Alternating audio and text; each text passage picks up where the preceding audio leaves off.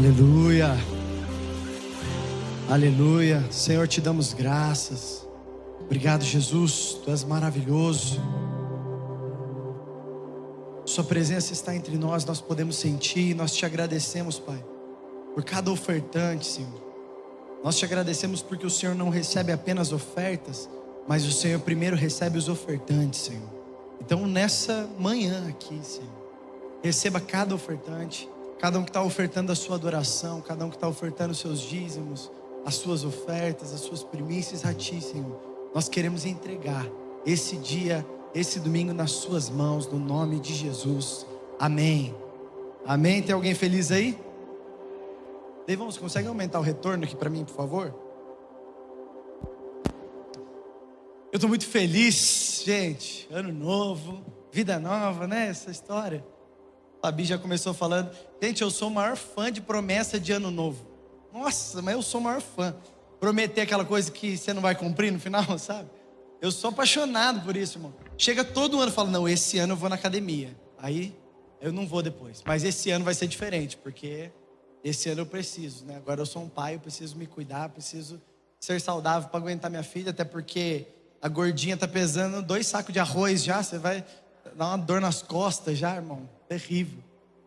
Mas eu sou o maior fã disso aí, gente. Final de ano, começo de ano, já começa a entrar no clima, já começa a falar pra Raíssa, amor, a gente precisa fazer isso, precisa fazer aquilo outro.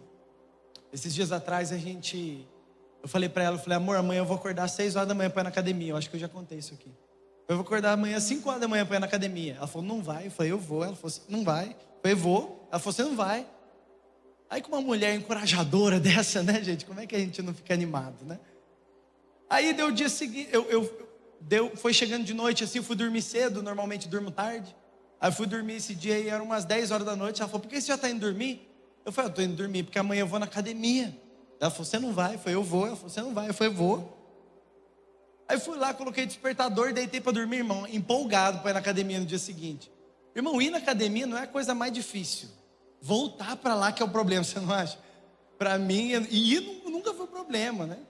Você fala assim, pô, a hora de fazer, programar a dieta que você vai fazer, essa hora é maravilhosa. Você fala aqui, ó, eu vou comer alface, eu não preciso nem de carne, eu vou comer só alface, vou viver de alface, vou virar um herbívoro. Aí na hora que você faz as promessas, é maravilhoso, né? Não, amanhã eu vou acordar às 5 horas da manhã, vou tomar um banho gelado, eu assisto Pablo Marçal, se alguém vier me dar uma cadeirada, eu vou virar um mortal. Você começa a fazer os planos, você começa a sonhar.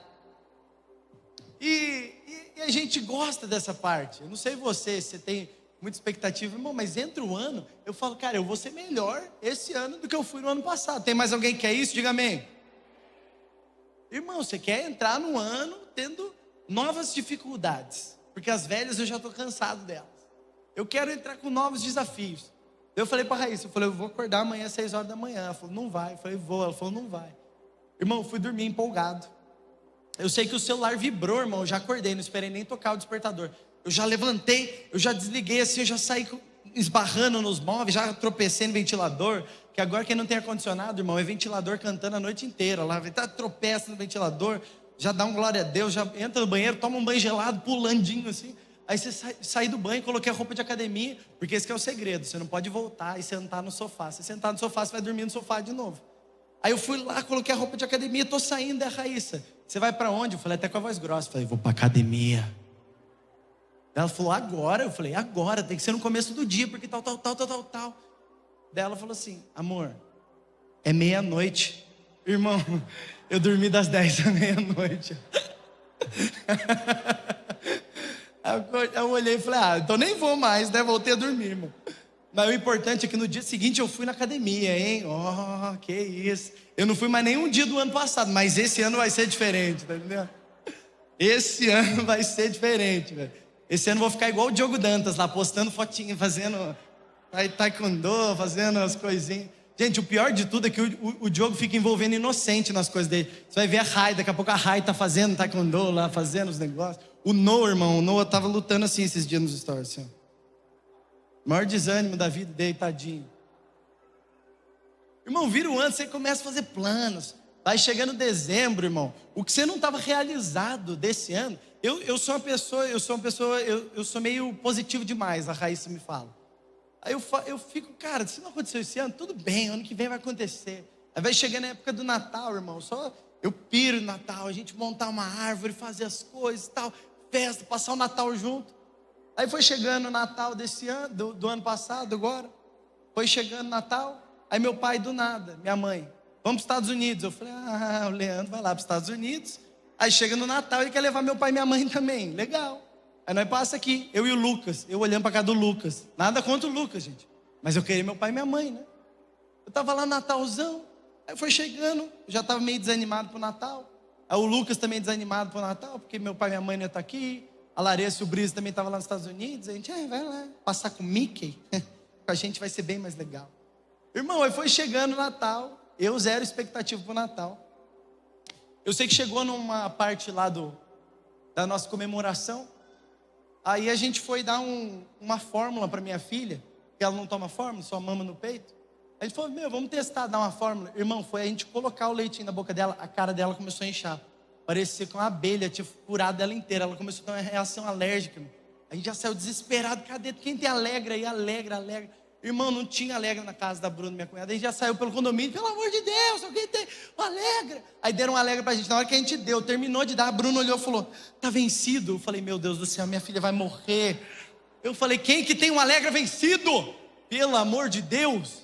Irmão, eu já saí desesperado. Natal, irmão, 24 de dezembro, eu ligando pro Judá, meu filho vai morrer. Ele, calma, tá tudo bem, leva ela aí na farmácia. Chegou lá na farmácia, a mulher falou, nossa, meu Deus do céu, vai pro hospital. Eu falei, ai, desgramada, pra que falar assim com a gente? Fica desesperado. Irmão, eu cheguei no, eu não sei o nome ali de frente nossa, eu sou terrível de localização. Agamute. Cheguei ali no Agamute. A minha filha, a minha esposa desesperada, chegou lá. Aí a moça, você tem que preencher o formulário. Minha esposa, minha filha está morrendo. Ela falou, e o formulário? Eu falei, meu marido preenche o formulário. Eu cheguei lá, falei, cadê minha filha? Ela falou, formulário. Eu falei, que formulário? Eu não quero saber de formulário. Aí já começa a preencher lá, coração na mão, irmão. De repente, eu estava no dia 24 de dezembro, véspera de Natal, num hospital, com a minha filha toda inchadinha. Aí a gente chegou lá para o médico falou, a gente vai ter que dar uma injeção de adrenalina na sua filha e tal. Aí eu falei, tá bom. Aí ele falou, mas não fica preocupado, é o mesmo protocolo daquela criança que morreu, mas não vai ser igual. Eu falei, ô doutor, deixa eu te explicar uma coisa, né? Eu não sei se te falaram sobre bom senso na medicina, mas você não fala uma coisa dessa para um pai de primeira viagem. Eu que quase morrendo, irmão. Eu em choque, já comecei a orar. Eu falei, Jesus, agora, pai, eu vou impor as mãos sobre minha filha, ela vai ser curada agora. Irmão, eu coloquei a mão sobre ela. Ela continuou inchada lá, parecendo um bombom, uma trufa de morango. Toda vermelhinha, toda inchada. Aí eu orei e falei, Jesus, a sua palavra diz, imporão as mãos sobre os enfermos e eles serão curados. Eu coloquei a mão na minha filha e falei, ela vai ser curada agora. E ela não foi curada. Irmão, eu num desespero, talvez você, pai, que já tenha passado por isso, eu contei aqui de uma maneira engraçada. Mas, irmão, meu dia 24 de dezembro estava sendo o pior Natal da minha vida. Eu estava lá com a minha filha num hospital, orando, com medo da gargantinha dela fechar, de alguma coisa acontecer. E aí a gente lá preocupado, a Raíssa chorando, ela orando por ela, eu orando junto, a gente super preocupado. Aí a gente passou por todos os procedimentos, ainda teve que ficar 1 hora lá em observação. Deu tudo certo, ela melhorou, graças a Deus. Mas ela não melhorou graças à oração, ela melhorou graças à medicina. E aí por que vale a pena a gente continuar orando, crendo que alguém vai ser curado? Por que vale a pena a gente crer que no dia da tormenta Deus vai estar lá para a gente, sendo que alguma vez a gente precisou e não aconteceu?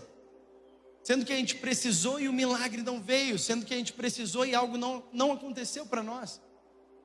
Será que esses sofrimentos, eles valem a pena? Sabe, eu quero na primeira mensagem desse ano, no primeiro culto desse ano, te dizer que existe uma alegria dentro do sofrimento. E talvez você não vai dizer amém nesse momento. Você fala, Léo, eu estou aqui, eu quero uma mensagem para cima.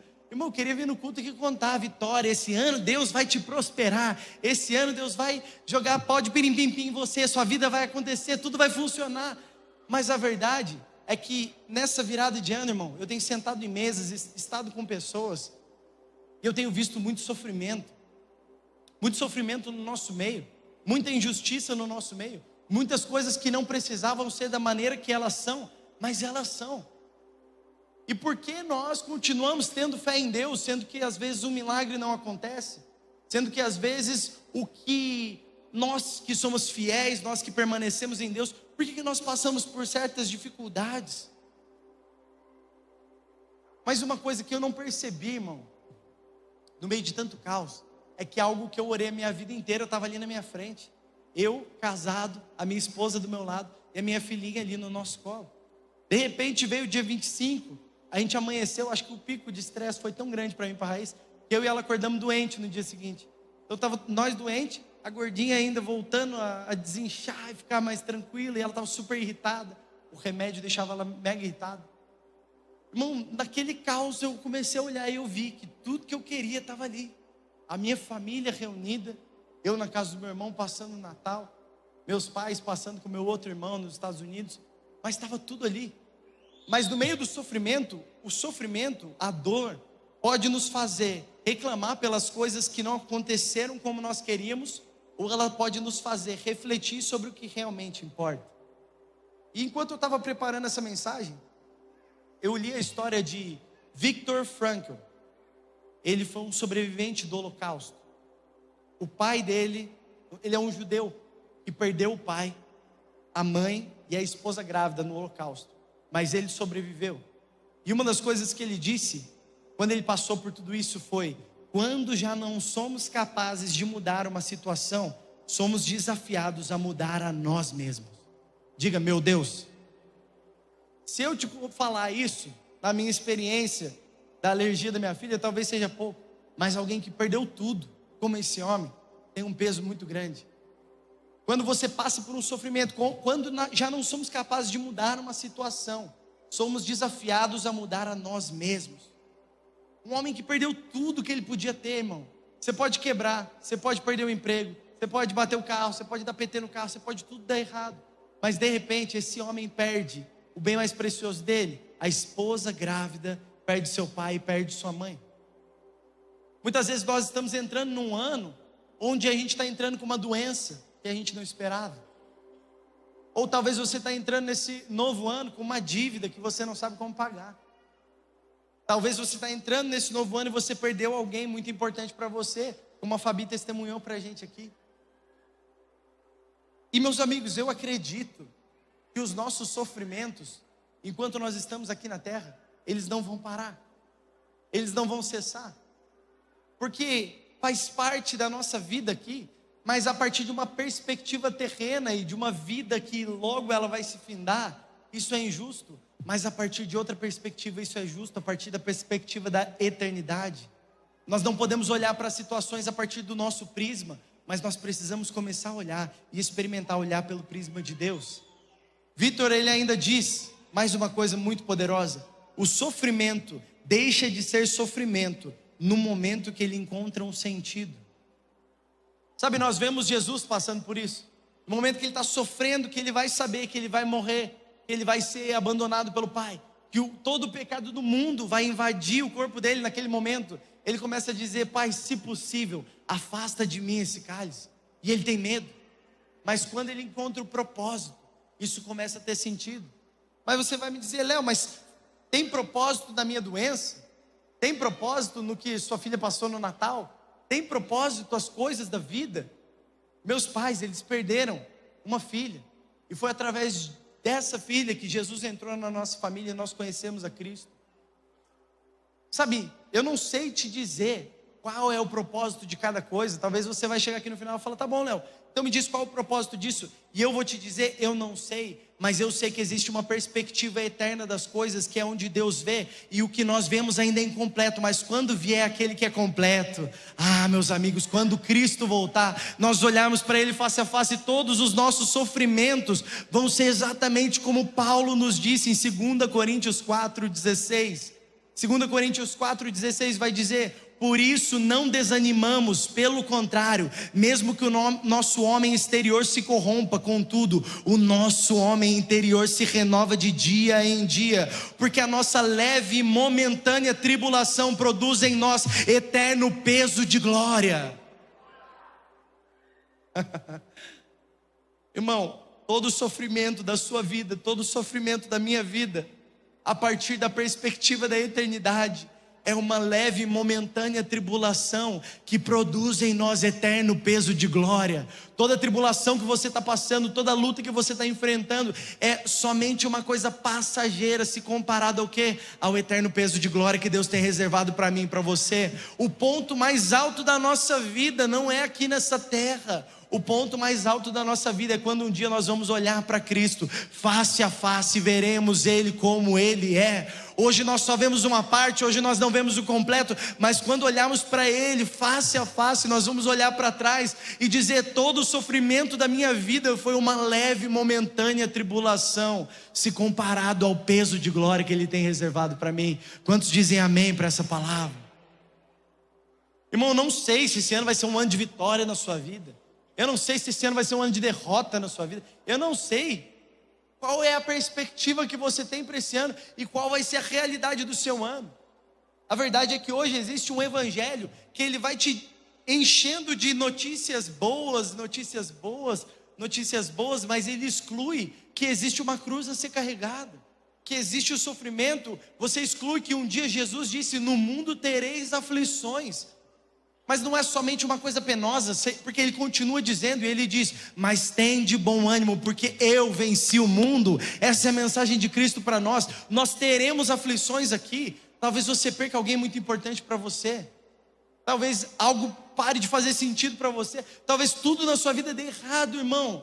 Mas será que no fim disso você continua dando glórias a Deus e rendendo glórias àquele que gerará para você um eterno peso de glória? Será que tudo dando errado na nossa vida, nós vamos continuar fiéis? Será que nós vamos permanecer fiéis até o fim? Será que nós vamos continuar a ser perseverantes, mesmo que tudo pareça dar errado, mesmo que tudo seja tirado de nós? Mas nós vamos olhar e ver que vale a pena correr por uma coroa eterna a caminho de Cristo. Irmão, alguns dias atrás, eu estava lá em casa, estava fazendo churrasco com os amigos, celebrando o final de ano. De repente eu entrei e eu recebi uma mensagem do Daniel, um dos nossos pastores aqui. Quando eu abro para ler, ele fala: Léo, o Júlio, líder do GC lá da Irlanda, um cara que era daqui de Taubaté, ele foi para lá a trabalho e ele começou o GC lá, já rolava uma coisa. Ele era um dos líderes do GC lá. Ele falou: cara, ele sofreu um acidente grave, ele está em estado grave, eu não sei, eu não tenho mais informações. Naquele momento eu já saí do churrasco, já sentei no chão, já comecei a ver as mensagens. Eu falei: e aí, Dani, e aí? De repente ele me liga, ele fala: Léo, o Júlio faleceu. O Júlio era um jovem casado com a Gabi. A Gabi, ele tinha uma filhinha, Zoe, e eles estavam à espera de um outro neném, ela estava grávida. E naquele momento ele bateu o carro e ele perdeu a vida. Um jovem. Irmão, não acho que porque alguém é pastor, porque alguma coisa do tipo, a gente não tem sentimentos ruins quanto a esses momentos também. Naquele momento eu comecei a chorar, os caras estavam lá em casa, eles já pararam tudo, já chegaram. Eu contei para eles, todo mundo já começou a interceder por essa família. Naquele momento eu ligo para o Leandro, eu falo: Lê, o Júlio bateu o carro, o Leandro tinha acabado de sair da conferência lá na Poema Orlando, ele me liga. Falei: e aí, mano, assistiu aí? Eu falei: irmão, o Júlio acabou de falecer, ele bateu o carro e faleceu. O Leandro começou a chorar junto comigo no telefone, a gente chorando. Ele falou: cara, Jesus, por quê? A única coisa que a gente conseguia dizer naquela ligação era: Jesus, por que isso está acontecendo? Por que, Senhor? Porque existe tanta injustiça no mundo, de repente um justo é retirado, um justo é recolhido. Por que, Senhor? E eu conversando depois com um familiar do Júlio, ele me disse: Léo, não dá para entender, cara, não dá para entender. Eu falei para ele, cara, a gente nunca vai conseguir entender, os caminhos de Deus são insondáveis. Mesma coisa que o Tião me disse quando acabou por acontecer a morte do pai da Fabi. A gente passou o dia inteiro junto, foi um dia maravilhoso, tudo incrível. E quando chegou no final do dia, 00:30, o pai da Fabi, ele veio a falecer. A gente não entende os caminhos do Senhor. E talvez você está entrando nesse ano com muita expectativa. Eu não acho que isso é errado, eu acho que isso é maravilhoso. Eu acho que nós temos que ter expectativa. Eu amo virar o ano, fazer expectativas, fazer aquelas metas que nem a Fabi falou na oferta aqui. as metas e, cara, eu quero viver isso aqui, é isso que eu quero romper nesse ano. E tudo isso é maravilhoso, mas de repente pode ser que venha sobre você, sobre a sua vida, uma notícia ruim, uma injustiça, uma coisa que você não merecia. E aí que eu te pergunto, será que você para ou será que você continua? Será que você para pelos traumas, pelas marcas que ficaram na sua alma? Ou será que você continua porque existem promessas do Senhor no seu espírito? O Senhor está olhando para nós agora e nos convidando a olhar para toda essa reta final que nós temos, toda essa nossa vida, toda essa nossa jornada aqui pela terra, e nos dizendo: vale a pena correr essa corrida sendo fiel a Cristo, vale a pena olhar para a eternidade e perceber que a vida de fato nos espera quando conhecemos Ele face a face, quando olharmos para Cristo como Ele é. E meio a tudo isso, irmão,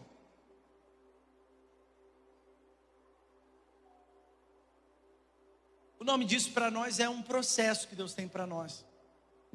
Irmão, tem uns irmãos aqui que você fala: cara do céu, coitado, é tanto processo que ele está passando, tanto processo, mas tanto processo.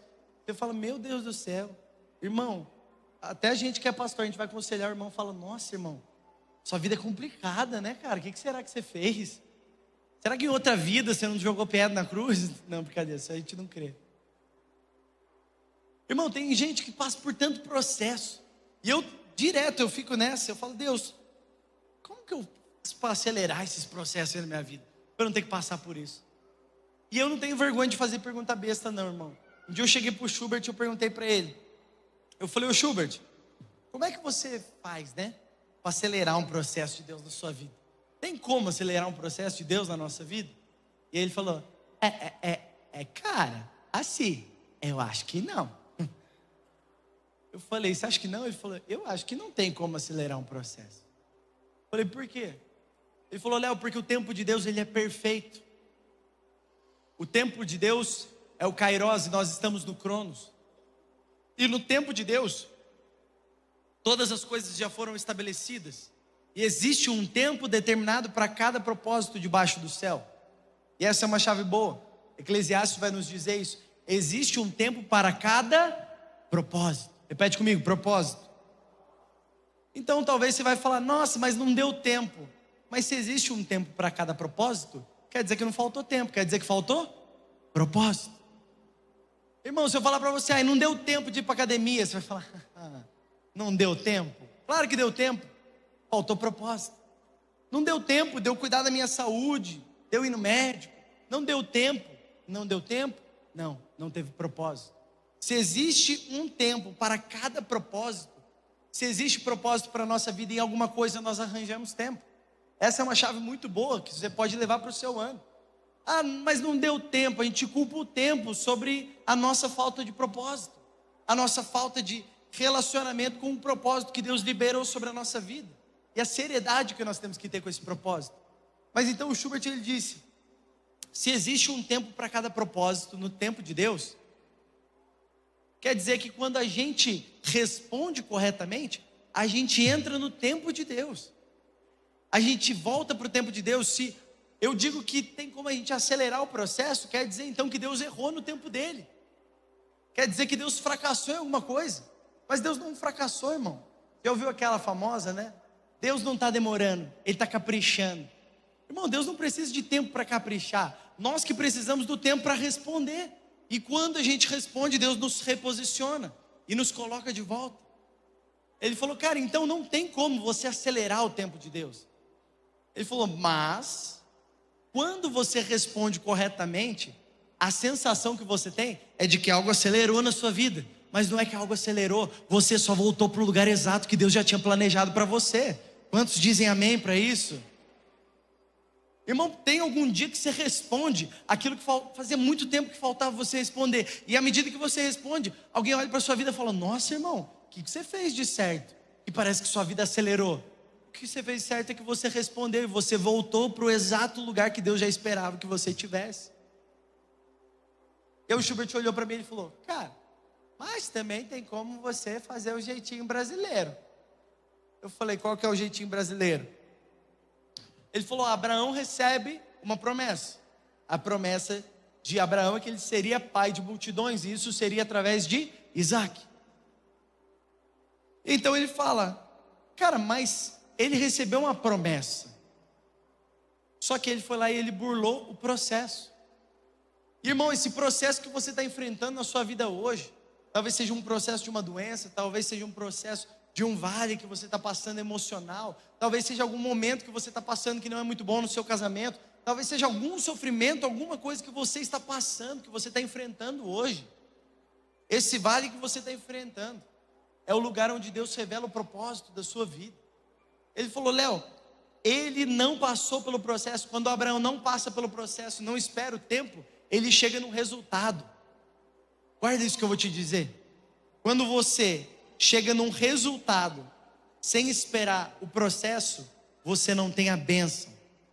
A bênção só viria com Isaac quando ele respeitasse o tempo de Deus, o kairós de Deus, e não é no seu tempo, mas é no tempo de Deus. Então ele chega num resultado. Irmão, você pode na sua vida não esperar o processo de Deus acabar, não esperar essa luta que você está enfrentando chegar ao fim. Você pode tentar burlar esse processo, e quando você burla esse processo, o que acontece? Você pode até mesmo chegar no resultado, mas você não vai ter a bênção de Deus. A bênção de Deus são para aqueles que obedecem e confiam no Senhor. Diga amém a isso. A bênção do Senhor está reservada para aqueles que obedecem e confiam nele. Irmão, você pode fazer um processo durar um tempão na sua vida. Tem algumas pessoas que estão entrando em 2026, mas você está no mesmo processo desde 2020, desde 2015, desde 2010. Por quê? Porque você fica dando volta no mesmo problema, igual o povo no deserto. O Schubert falou para mim, ele falou, Léo, não tem como você acelerar um processo de Deus na sua vida, mas tem como você retardar esse processo. Talvez o que era para passar em 40 dias, você leve 40 anos, como o povo no deserto. Você fica dando voltas no mesmo monte, voltas no mesmo problema, girando em torno daquilo, então você não caminha, você não avança, a sua vida não progride. Mas eu creio que o Senhor está nos chamando hoje, nos convidando a perceber que existe uma maneira de passar por esse processo que agrada ao Senhor. Existe uma maneira de passar por esse processo de uma maneira que o Senhor está vendo tudo que você está passando. Irmão, o Senhor está enfrentando todos esses problemas junto com você. O Senhor está entrando em 2026 junto com você. Diga amém a isso. E existe uma maneira de nós interagirmos com isso. Então o fato é que cada um de nós está enfrentando um processo, mas a maneira como você reage a esse processo vai dizer o lugar que você vai chegar, vai dizer qual é a resposta de Jesus que você vai ter, e vai dizer o quão longe você pode ir dentro desse propósito. Abra sua Bíblia comigo em João 11. Nós vamos ler bastante João 11.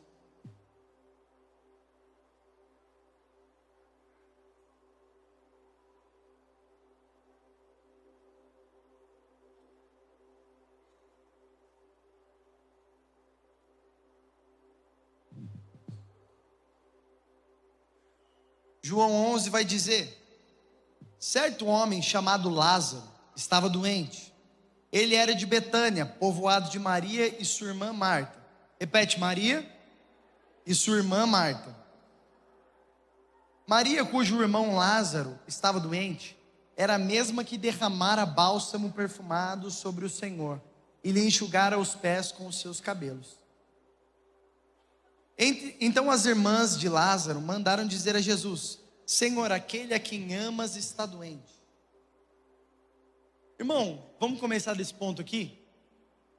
Lázaro era amigo de Jesus, sim ou não? Maria era amiga de Jesus, sim ou não? Marta era amiga de Jesus, sim ou não? Sim. Todos eles eram amigos de Jesus. E num nível tão grande que aquele a quem amas. Lázaro era alguém que Jesus amava. São poucas pessoas que a Bíblia diz que Jesus amou de fato, especificamente, não de uma maneira coletiva.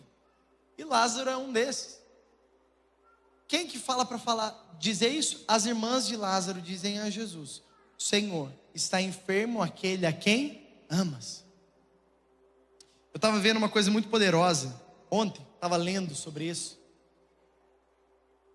E nós não temos dúvida a respeito de que Deus existe. Cara, você olha, eu olho minha filha, irmão. Não tem como você ter dúvida que Deus existe, se Deus existe ou não. Não tem como a gente duvidar da existência de Deus. Mas Satanás, ele tenta fazer uma coisa com a sua vida. Ele tenta te fazer duvidar. Mas ele não pode fazer duvidar que Deus existe, porque toda a natureza proclama a glória de Deus. Você olha para uma pessoa e fala, cara, olha a complexidade que um ser humano tem. Como que isso veio de uma explosão? Como que isso veio do Big Bang? Não tem como. Você olha e você fala, cara, Deus existe. É impossível que Deus não exista. Então não tem como você duvidar da existência de Deus. E Satanás, ciente disso, sabe o que ele te faz duvidar? Te faz duvidar do amor de Deus a seu respeito. Diga, meu Deus. Se não tem como fazer você duvidar da existência de Deus, que tal te fazer duvidar de que Deus te ama? E muitas vezes no meio de um processo de dor que você está enfrentando, vem a dúvida. Cara, será que Deus me ama? Eu naquele momento no hospital, eu falei, cara, eu sou crente, sou evangélico. Você começa a barganhar com Deus, né? Deus, eu podia estar matando, eu podia estar roubando, mas eu só estou aqui pedindo para você não deixar minha filha morrer. Você podia vir curar ela agora. Se você quiser, vira segredo nosso, eu nem conto em pregação. Você contou aqui, eu nem vi. Você curou aqui, eu nem vi. Irmão, de repente naquele momento você fala, cara, não é possível. Eu não tenho dúvida que Deus existe. Mas, cara, será que Ele me ama? Por que será que Ele não está intervindo nessa situação? E então ele continua dizendo, mas ao ouvir isso, Jesus disse, essa doença não é para a morte, mas para a glória de Deus, para que o Filho seja glorificado por meio dela. Essa doença não é para a morte, mas para a glória de Deus. Calma aí, uma doença para a glória de Deus? Que história é essa, Jesus?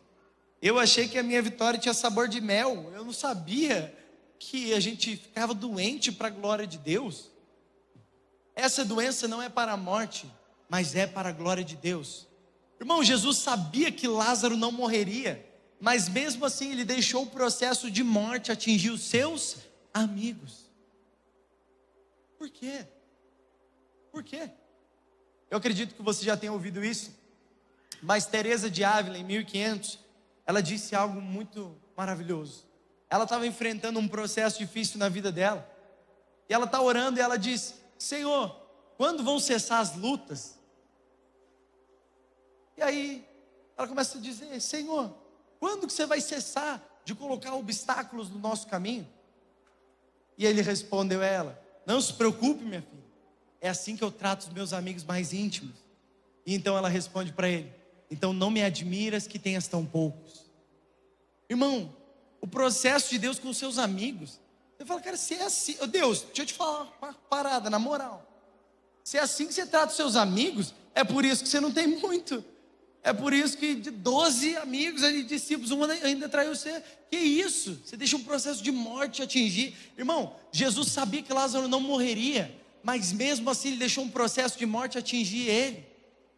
Quantos de nós nos encontramos assim? Amigos de Jesus, não temos dúvida que Deus existe, mas de repente em algum momento da jornada cristã, não importa quão maduro você seja, você se sente abandonado por Jesus.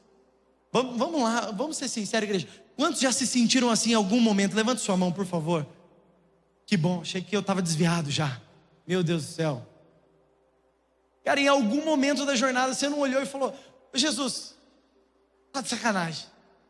Não é possível. Tanta gente roubando, tanta coisa acontecendo.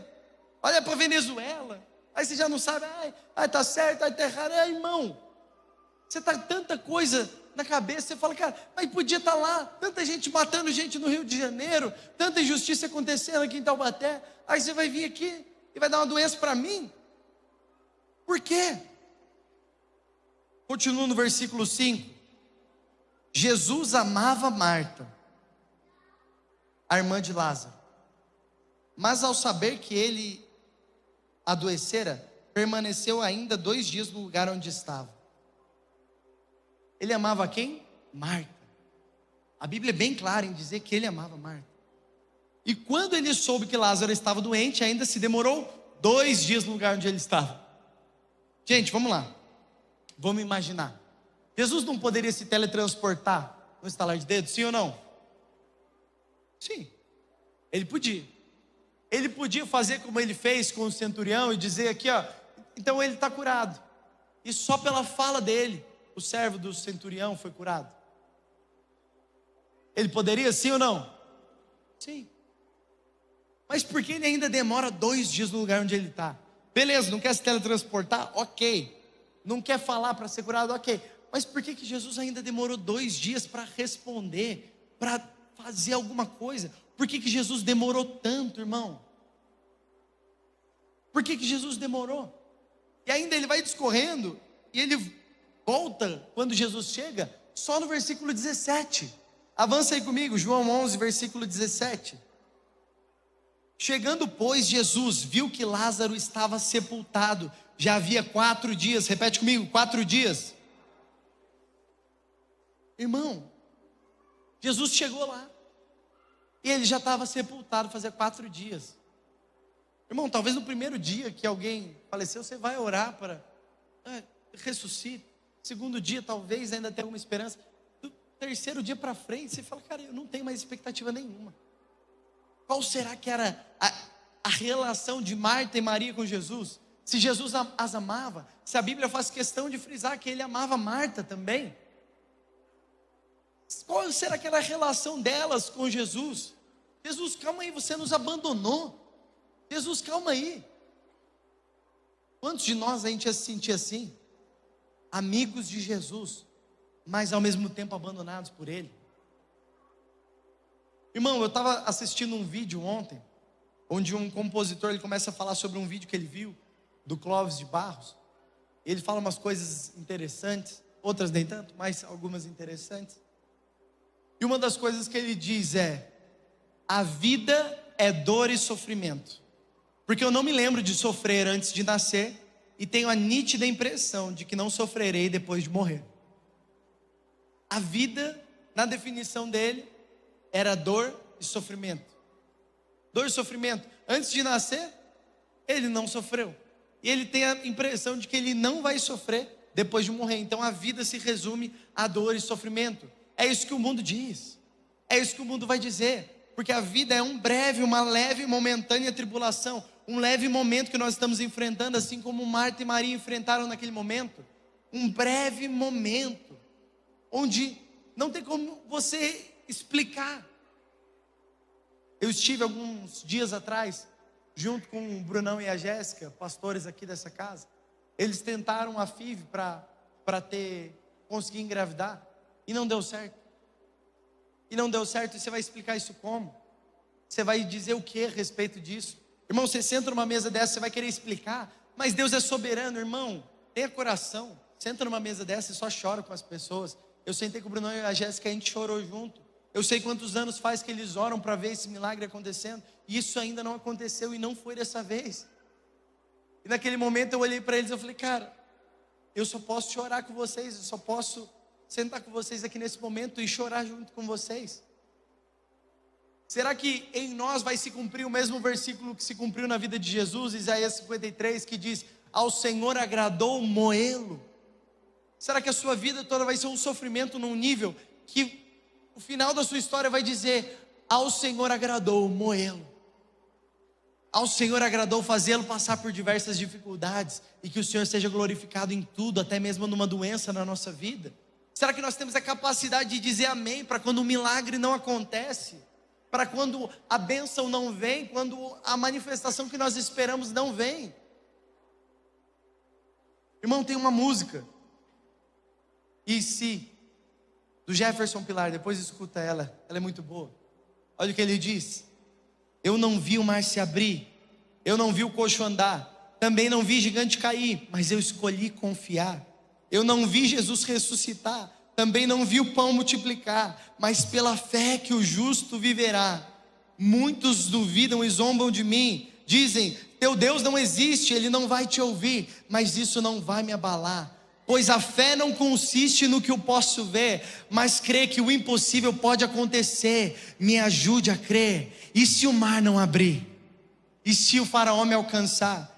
Eu não vou desistir, eu não vou duvidar. E se o gigante não cair? E se a fornalha me queimar, mesmo que eu morra aqui, sei que amanhã eu vou acordar. Irmão, não sei se a sua jornada nessa vida vai ser de sofrimento, de luta, de dor, mas eu tenho uma certeza: amanhã, quando você acordar na eternidade com Jesus, existe um eterno peso de glória acima de todo nível de comparação, e vai fazer toda a dor que você sofreu na sua vida parecer uma leve e momentânea tribulação. Essa é a esperança que Jesus nos deixa. Irmão, se Jesus, o nosso rei, o nosso sumo sacerdote, o autor e consumador da nossa fé, ele viveu uma vida que consistiu em sofrer para que outros tivessem vida. E se a nossa vida envolver sofrimento, para que outros tenham vida, mas para que um dia nós tenhamos a vida eterna e recebamos a coroa do Senhor, será que nós conseguimos dizer amém? Obrigado, 3 pessoas que conseguem dizer amém.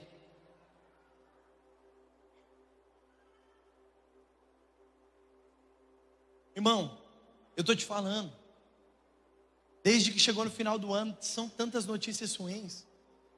Um dos irmãos que toca baixo aqui na igreja, o James, a esposa dele passou por um procedimento cirúrgico, teve que retirar, se eu não me engano, um dos rins. E o cara serve aqui desde a juventude dele. O primeiro GC dele foi o meu lá em casa, quando a gente ainda era adolescente. Ele serve aqui, se casou aqui, viveu a vida inteira, uma vida justa diante de Deus, e de repente uma injustiça dessa acontece. Ou como um grande homem de Deus aqui dessa casa, o Gil, a esposa dele está enfrentando uma doença nesse momento. Como que eu vou explicar? Como que eu vou dizer? Como que eu vou falar? Da onde veio isso? Eu não sei te dizer, irmão. Eu sei te dizer uma coisa: existe um eterno peso de glória que nos espera, e vai fazer todo esse sofrimento parecer uma leve e momentânea tribulação, se comparado à glória que há de vir, a glória que nos espera. Sabe, nós tivemos o especial de Natal da igreja, alguns dias atrás. Foi maravilhoso. A gente estima que teve mais de 1000 pessoas aqui na Praça da Eletro, adorando Jesus, e a cidade ficou impactada. Algumas pessoas mandando mensagem ficaram impactadas com isso acontecendo. Em um determinado momento eu senti de chamar minha esposa e minha filha. A gente foi lá e eu pedi para as famílias se unirem e a gente começar a orar sobre a restauração de famílias. E a gente crê que o Senhor vai restaurar famílias, e nós cremos nisso. É por isso que nós somos igreja, é por isso que a gente está aberto, é por isso que a gente está aqui, é por isso que a gente está disposto. Nós cremos que Deus continua restaurando pessoas. Quantos creem nisso? Diga amém. Irmão, naquele momento eu comecei a orar pelas famílias. Eu e minha esposa, a gente orando, todo mundo unido naquele momento. Tinha um rapaz que ele estava servindo, que a esposa dele tinha ido embora. E sabe o que ele fez? Ele não se revoltou, ele permaneceu, ele obedeceu. Ele estava lá, ele estava servindo diante daquele momento. Ele servindo, e ele estava lá fiel naquele momento. Então ele vê a gente reunindo a família e pedindo para orar pela família. Naquele momento ele ora pela família dele. Eu só sei que no dia seguinte, quando a gente está em casa, eu e a Raíssa tomando banho, ele me liga. E na ligação está ele e a esposa dele. Ele disse: ela voltou e o meu casamento está restaurado no nome de Jesus. É isso que o Senhor faz, é nisso que nós cremos. Um Deus que restaura, um Deus que faz milagres, um Deus que cura, um Deus que perdoa, um Deus que traz de volta e faz nova todas as coisas. Mas deixa eu te falar, irmão, e se Ele não fizer, será que Ele continua sendo bom?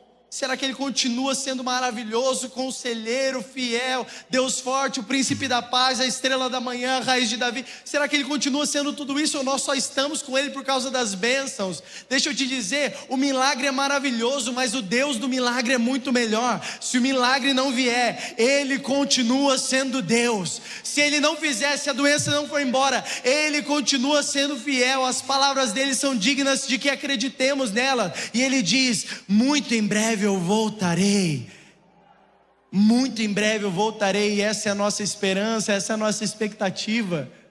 Jesus está voltando, meus amigos, e naquele dia não haverá mais dor, não haverá mais choro, porque nós estaremos plenamente com Ele. A plenitude vai chegar, não haverá mais dor, não haverá mais sofrimento. Por quê? Porque nós estaremos completos em Cristo. E tudo isso que ainda te falta, meu irmão, tudo isso que ainda te falta, minha irmã, naquele momento não vai mais faltar. Naquele momento nós vamos olhar Cristo face a face, e Ele vai ser tudo que nós temos. Ah, Jesus, nós te amamos. Eu empolguei e fechei a Bíblia.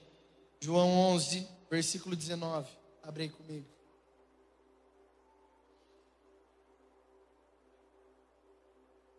João 11, 19. E muitos judeus haviam ido visitar Marta e Maria para consolá-las pela perda do irmão, ao saber que Jesus estava chegando. Repete comigo: Marta foi ao seu encontro. Maria, porém, ficou sentada em casa. Marta foi ao seu encontro. Maria, porém, ficou sentada em casa. Irmão, vamos imaginar. Eu gosto de imaginar as coisas. Imagina comigo aí. Marta, eu imagino ela, aquelas mulheres brava, sabe? Aquela mulher brava.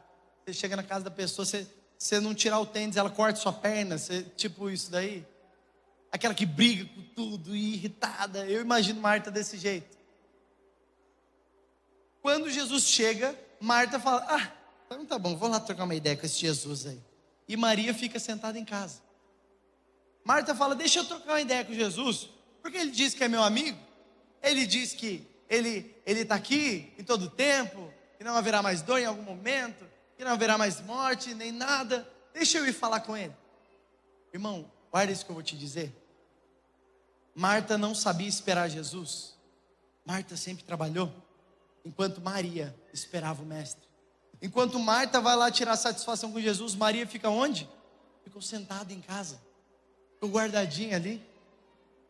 Mas vamos voltar um pouco mais só para a gente entender quem é quem aqui. Lucas 10, 39 vai dizer: tinha ela uma irmã chamada Maria, e essa quedava-se assentada aos pés do Senhor, a ouvir-lhe os ensinamentos. Irmão, olha o tipo de Maria. A fama dela para todo mundo, ela é aquela que se lançava. Ela se quedava aos pés do Senhor para ouvir os seus ensinamentos. Marta, porém, agitava-se de um lado para o outro, ocupada em muitos serviços. E então se aproximou de Jesus e disse: Senhor, não te importas que minha irmã tenha deixado que eu fique a servir sozinha? Ordena, pois, que venha me ajudar. Irmão, olha o tipo de Marta. Ela servindo para lá e para cá, e a irmã dela, songamonga, sentada aqui aos pés de Jesus. Fala mais, Jesus. A outra lá fazendo um estrogonofe, que estrogonofe é a comida comunitária de quando vai um monte de gente, irmão. Você está lá fazendo um estrogonofe, tal. Aí ela olha assim, só dá uma olhadinha. Imagina aí, talvez seja sua mãe, talvez, mulher, seja você. Agora é a hora que você dá uma risadinha. Talvez você seja a mulher brava da história. Os maridos só dão uma olhadinha de lado agora, né? Quando eu falo para você, Tião, mulher brava, quem que você pensa? Irmão, pensa numa mulher brava. Ela chega lá, de repente, ela fala: Maria está ali, sentadinha, nos pés de Jesus, enquanto eu estou aqui, fazendo comida. Daqui a pouco ela vai vir comer também. Não, vou falar com Jesus. Ela não tinha papas na língua. Marta falava o que ela precisava falar. Ela chegava e falava: ô Jesus, eu imagino ela falando desse jeito: Jesus, vem aqui.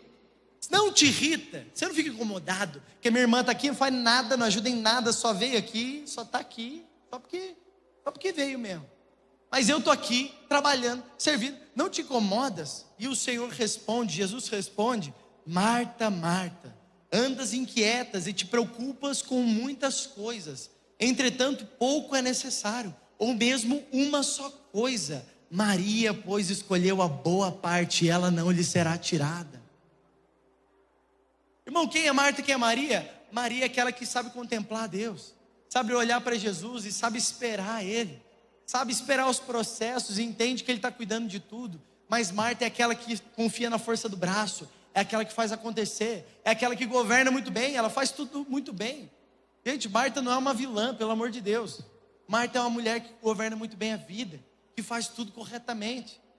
E ela só acha um absurdo que alguém só esteja contemplando Jesus. Essas são as duas. E agora volta para João 11, versículo 21. E Marta disse a Jesus, Marta que saiu para encontrar com Jesus, ela chega e diz: Senhor, se estivesses aqui, meu irmão não teria morrido. Lê comigo, por favor. 1, 2, 3 e...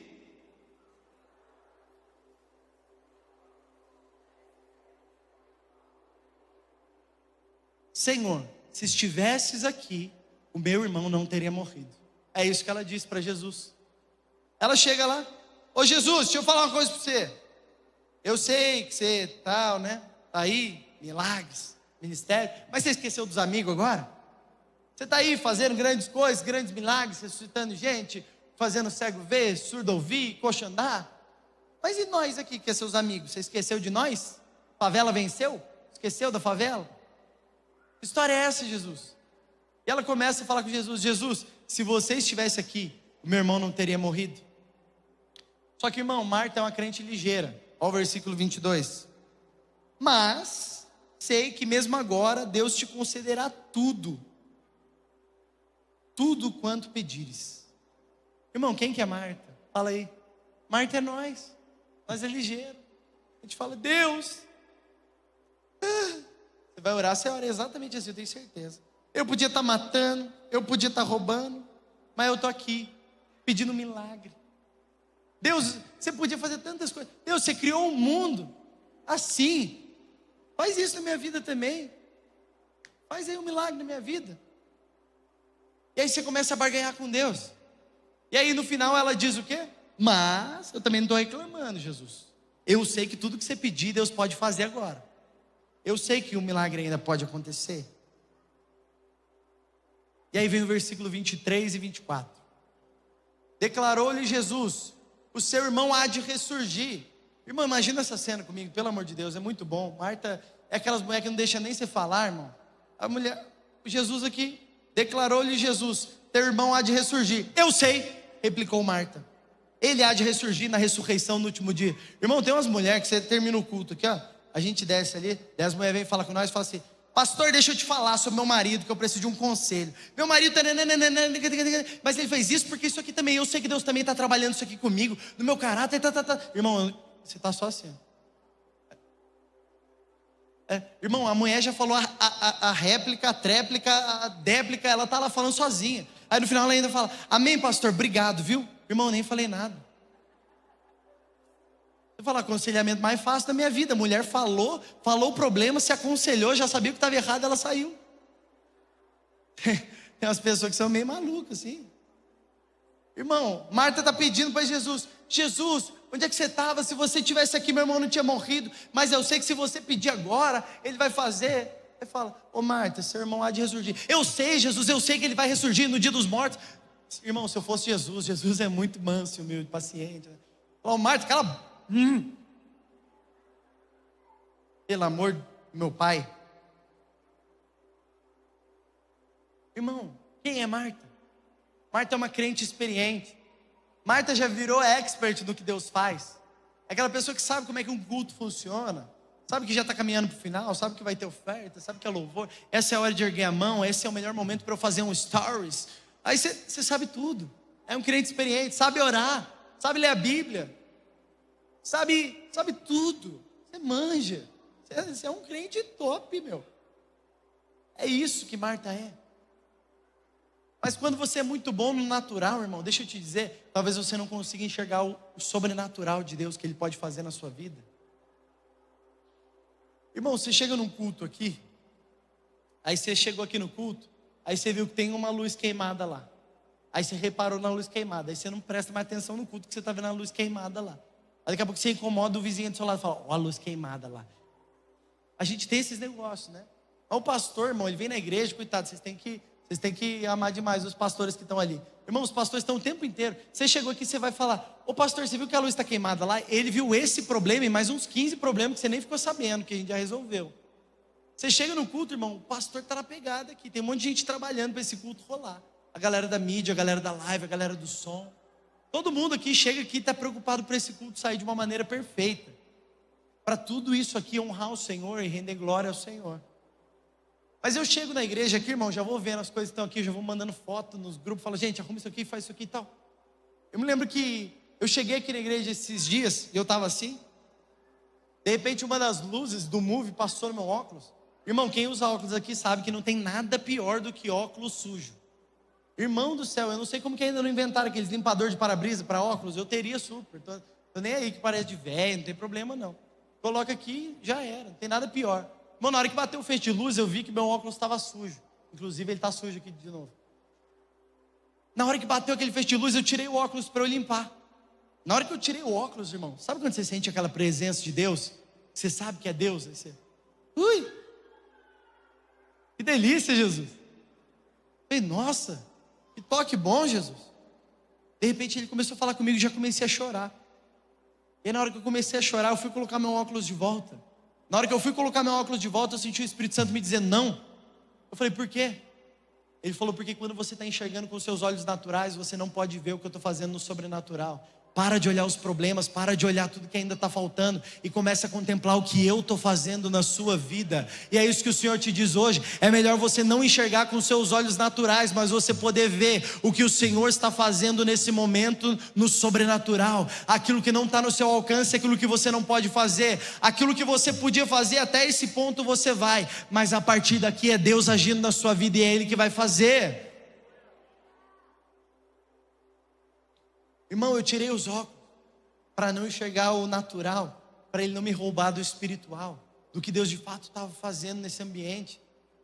Às vezes você vê aqui no culto, você fica o louvor inteiro aqui, ó, de olho aberto. Aí você vê, erraram a letra no telão. Irmão do céu, adora Jesus, vem para o culto, esquece quem está do seu lado. Deixa eu te convidar, nesse ano tem uma postura nova de adoração diante do Senhor. Vem para o culto, você fala, mas por que a gente levanta a mão? Porque está na palavra, erguei mãos santas diante da congregação. Começa a se entregar mais em oração, em adoração. Você veio aqui para o culto, teve um intervalo de uma música e outra, começa a orar, irmão, começa a fluir, não fica esperando a próxima. Mas eu não gosto dessa música. A música não é para você, querida, a música é para adorar Jesus. É para isso que nós estamos aqui, irmão. Você é o quê? Sommelier de culto? Hoje foi forte, hoje foi fraco, hoje foi mal menos, hoje foi ruim. Irmão do céu, Deus nunca chamou a gente para ser sommelier de culto. Ele chamou a gente para beber do vinho novo que desce do céu. Vamos lá, alguém. E aí o versículo 25 vai dizer o quê? Jesus declarou, eu sou a ressurreição e a vida. Ela está falando o quê? Eu sei que ele vai ressuscitar no último dia. E aí Jesus diz o quê? Eu sou a ressurreição e a vida. Quem crê em mim, mesmo que morra, viverá. E todo aquele que vive e crê em mim jamais morrerá. Você crê nisso? Naquele momento ela falou, agora eu acho que eu entendi. Será que você crê nisso, Marta? E Marta respondeu, sim, Senhor, eu tenho crido que tu és o Cristo, o Filho de Deus que deveria vir ao mundo.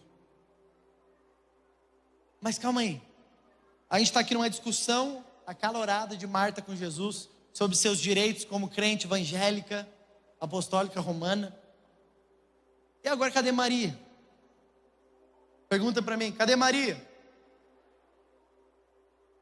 Versículo 28, tendo dito isso, retirou-se e chamou Maria sua irmã, e lhe disse em particular, o mestre chegou e te chama.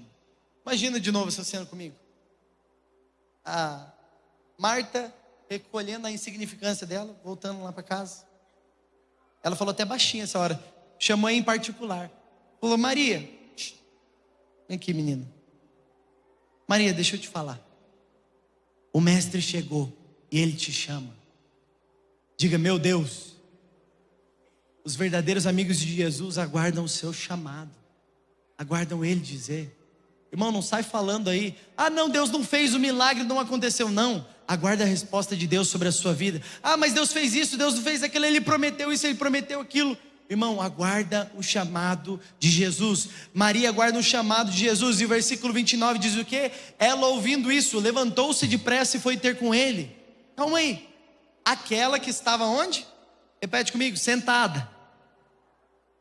Ela estava sentada aqui. Na hora que ela escuta, fala o quê? Jesus chegou, Ele está me chamando. Calma aí, Jesus está me chamando. Deixa eu ir correndo ver o que Ele quer.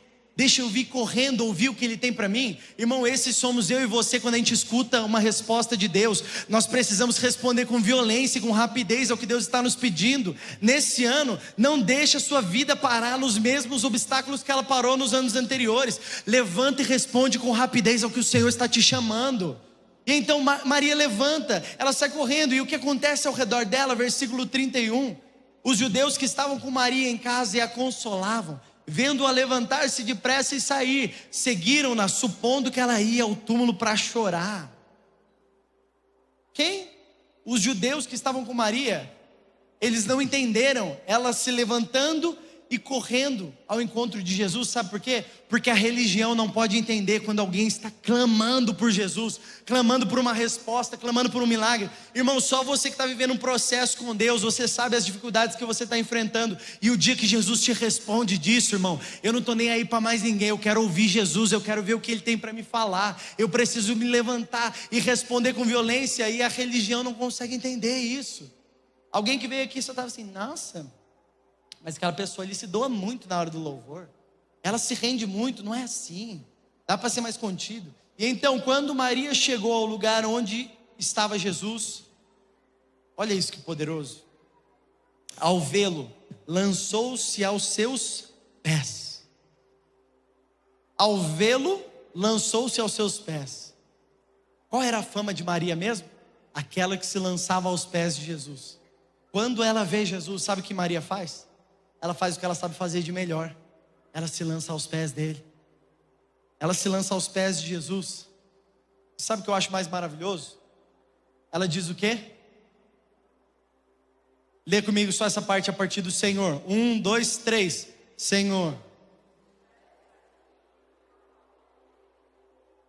Senhor, se estivesses aqui, meu irmão não teria morrido. Alguém não falou a mesma coisa alguns versículos antes? Ela diz a mesma coisa que Marta. Marta se levanta, ela vai lá, fala, calma aí, deixa eu trocar uma ideia com Jesus. Ela se levanta, ela vai lá, ela olha no olho de Jesus e ela fala, Jesus, se você estivesse aqui, o meu irmão não teria morrido. Se você estivesse aqui, o meu irmão não teria morrido. O meu casamento não teria fracassado, o meu trabalho não teria dado errado, se você estivesse aqui. Mas irmão, guarda isso que eu vou te dizer nesse momento, presta bastante atenção agora. Não é o que você diz, mas é a postura do seu coração, é a maneira como você diz. E então ela diz o quê? Senhor, se estivesses aqui, o meu irmão não teria morrido. Mas Maria, tem uma coisa que muda tudo. Maria, quando viu Jesus, ela não disse, Senhor, se estivesses aqui, o meu irmão não teria morrido. Não, primeiro ela se lança aos seus pés. Primeiro ela muda o ângulo, primeiro ela posiciona o coração dela no lugar correto. E então ela olha para Jesus e diz, Jesus, se você estivesse aqui, o meu irmão não teria morrido. Irmão, não é Jesus que precisa fazer o milagre da sua vida, é você que precisa ter Jesus perto de você. Maria entendeu tudo, não é sobre a posição que você está, é sobre o lugar de coração que você tem diante de Jesus. Jesus, eu não mereço os seus milagres, Jesus, eu não mereço que você faça, mas Jesus, se você estivesse aqui, tudo seria diferente. Ela olhou e disse, Jesus, eu precisava ter você aqui. Ela diz a mesma coisa, mas de uma maneira completamente diferente. Talvez você está fazendo a oração certa, irmão. O que Jesus precisa mudar dentro de você, dentro desse processo, é o seu coração, é a maneira como você reage a Jesus. Volte a ser sensível a Ele, volte a se lançar aos pés dEle, volte a se arrepender diante dEle e dizer, Jesus, se você estivesse aqui, tudo seria diferente. Jesus, se você estivesse aqui, o meu casamento não teria fracassado. Jesus, se você estivesse aqui, a minha empresa não teria falido. Jesus, se você estivesse aqui, se eu estivesse com você, eu não estaria enfrentando o que eu estou enfrentando hoje. Eu não sei qual é o processo que você tem passado, irmão, mas Maria conhecia o caminho, ela sabia a maneira certa. Louvor pode vir aqui me ajudar. Versículo 33. Ao ver chorando Maria e os judeus que a acompanhavam, Jesus agitou-se no seu espírito e perturbou-se. Próximo. Onde o colocaram? Perguntou ele. Vem e vê, Senhor. Responderam eles. Último, 35. Jesus chorou. Repete comigo, Jesus chorou. Irmão, esse momento aqui é o mais enigmático, não é porque está numa letra de rap, não. Esse momento é o mais enigmático, por quê? Porque Marta e Maria dizem a mesma coisa, sim ou não? Sim ou não? Marta e Maria dizem a mesma coisa. Se você estivesse aqui, meu irmão não teria morrido. elas dizem a mesma coisa, mas cada uma causou uma coisa diferente em Jesus. Quando Marta disse, Jesus disse o quê? Então tá bom, vá lá chamar aquela que tem mais intimidade comigo. E agora quando Maria diz, ele se agita no seu espírito, ele perturba-se e ele chora. Repete comigo mais uma vez, Jesus chorou. Irmão, Jesus não sabia que Lázaro ia voltar a viver? Sim. Ele não sabia que o milagre ia acontecer? Sim. Ele não vai viver a eternidade junto com Lázaro? Sim. Com Maria? Sim. Com Marta? Sim. Mas ainda assim Jesus chora. Isso é muito enigmático. Por quê? Por que Jesus chorou? Porque Jesus está passando por cada uma das dificuldades junto com você, irmão. Jesus está vendo cada lágrima que você tem tido. Jesus está vendo todas as dificuldades que você tem enfrentado. Jesus está vendo todas as injustiças que você tem passado. E Ele tem estado em todos esses momentos com você. Jesus tem estado ao seu lado. Mas eu sei que um dia toda lágrima Ele vai enxugar. Toda dor vai se passar. Todo momento de sofrimento vai se findar. Por quê? Porque existe uma eternidade que nos aguarda calorosamente, irmão. Existe uma vida eterna diante do Senhor Jesus, e esse é o nosso chamado mais alto, essa é a nossa vida.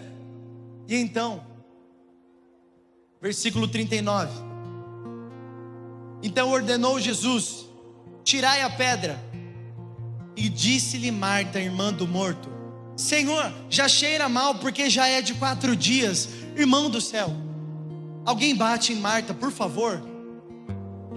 Só eu que fico assim com essa história, não é possível. Irmão, ela vai lá, ela atazana Jesus. Jesus, eu quero ver um milagre. Jesus, meu irmão morreu. Meu irmão já era, Jesus, e agora? Mas eu sei que se você fizer, vai acontecer. Eu sei que se você falar, vai acontecer, Jesus. É aquela que já sabe tudo, já sabe como é que funciona, já sabe até mesmo como um milagre tem que acontecer. Quando Jesus começa a operar o milagre na vida dela, ela fala, não, já cheira mal. Esquece essa história, Jesus. Esquece Lázaro, bola para frente. Por quê? Porque a religião vai sempre nos bloquear. Ela vai sempre lutar contra você romper algo na sua vida. Irmão, existe algo na sua vida, mas primeiro você precisa rolar a pedra para que Jesus possa fazer um milagre. Nesse processo que você está vivendo, primeiro você precisa rolar a pedra para Jesus fazer o que agrada a Ele, ao que cabe a Ele. E no momento que Ele diz, role a pedra, ela diz, não, mas o que vão pensar quando sentirem o cheiro? E aí Jesus lhe responde, não te disse eu que se creres verás a glória de Deus? Se você crê hoje, você vai ver a glória de Deus se cumprindo na sua vida. Eu não sei se o milagre vai se cumprir, mas eu tenho uma certeza, a glória de Deus vai se cumprir na sua vida. E ainda mais do que isso, existe um eterno peso de glória, que todo sofrimento, tudo que você tem enfrentado, nada se compara a esse eterno peso de glória que o Senhor tem reservado para mim e para você. Você pode se colocar em pé nessa manhã?